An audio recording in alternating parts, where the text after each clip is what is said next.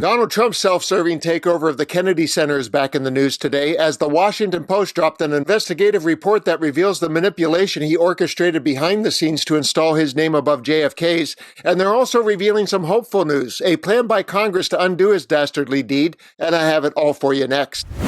I'm Dan, and welcome to another Occupy Democrats video. To get all of our reports about Trump's self-serving supremacy and his lawless leadership, please hit that subscribe button.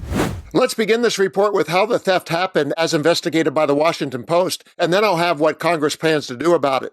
Kennedy Center changed board rules months before vote to add Trump's name.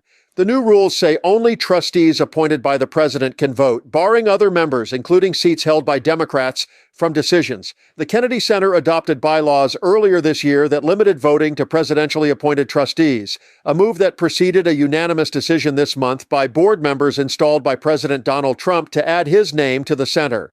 The current bylaws, obtained by the Washington Post, were revised in May to specify that board members designated by Congress, known as ex officio members, could not vote or count toward a quorum. Legal experts say the move may conflict with the institution's charter. Trump took over the Kennedy Center in February, purging its board of members he had not appointed. The months that followed saw struggling ticket sales and programming changes that began to align the arts complex with the Trump administration's broader cultural aims, culminating with the annual Kennedy Center Honors hosted by the president. Days later, on December 18th, the board voted to add the president's name to the institution, and within 24 hours, it was on the website and the building itself, the Donald J. Trump and the John F. Kennedy Memorial Center for the Performing Arts.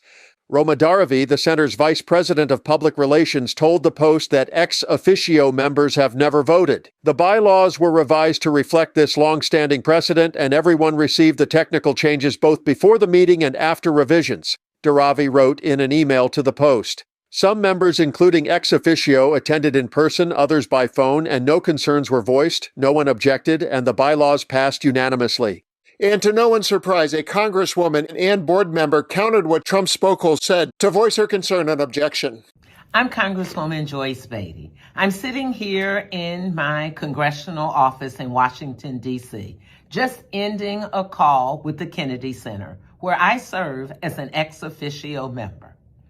I am bringing this to you live today because what you may hear is that there was a unanimous vote to rename the Kennedy Center the Trump Center. Be clear, I was on that call, and as I tried to push my button to voice my concern, to ask questions, and certainly not to vote in support of this, I was muted. Each time I tried to speak, I was muted.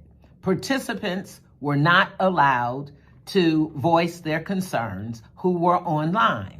Yet it was said at the end, it was a unanimous vote. Clearly, the Congress has a say in this. This center, the Kennedy Center, was created by the Congress. I think it's important for us to know that this is just another attempt to evade the law and not let the people have a say. So that's the bad news. And I don't get to say this very often with articles involving Trump, but there is hopeful news as Congress angles to strike back. During a rally outside of the Kennedy Center on December 20th, Senator Chris Van Hollen said he and his colleagues would work to reverse the move when Congress returns to session in January. The day we get back, we can put an amendment on the Interior Appropriations Bill to reverse this outrage, he told the crowd. Beatty's lawsuit, filed in the U.S. District Court for the District of Columbia, claimed that the vote exceeded its statutory authority and requested that a judge declare it to be void.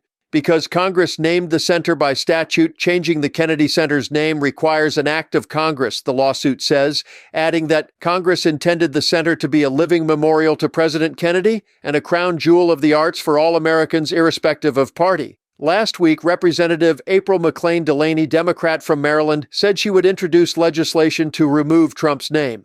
Representative Chellie Pingree, Maine, the top Democrat on the Appropriations Subcommittee that oversees the Kennedy Center, along with more than 70 lawmakers in Congress, called for Trump to reverse the renaming effort and remove his name from the building immediately. No board vote nor social media post has the legal authority to change the name without an act of Congress, the members wrote.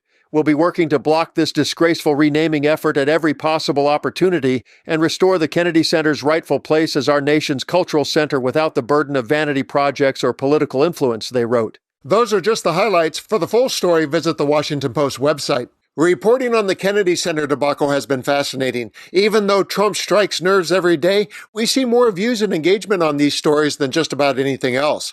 I think Trump's name bolted over JFK represents the theft of a legacy that people of a certain generation hold dear, perhaps a time that many Americans feel was great. And to that point, I'll give the final word to Representative Stephen Lynch, an Irish Catholic House Democrat from Boston, who better describes it as stolen presidential valor. This was originally going to be a holiday message to my constituents, my people today, but then Trump changed the name of the Kennedy Center for the Performing Arts.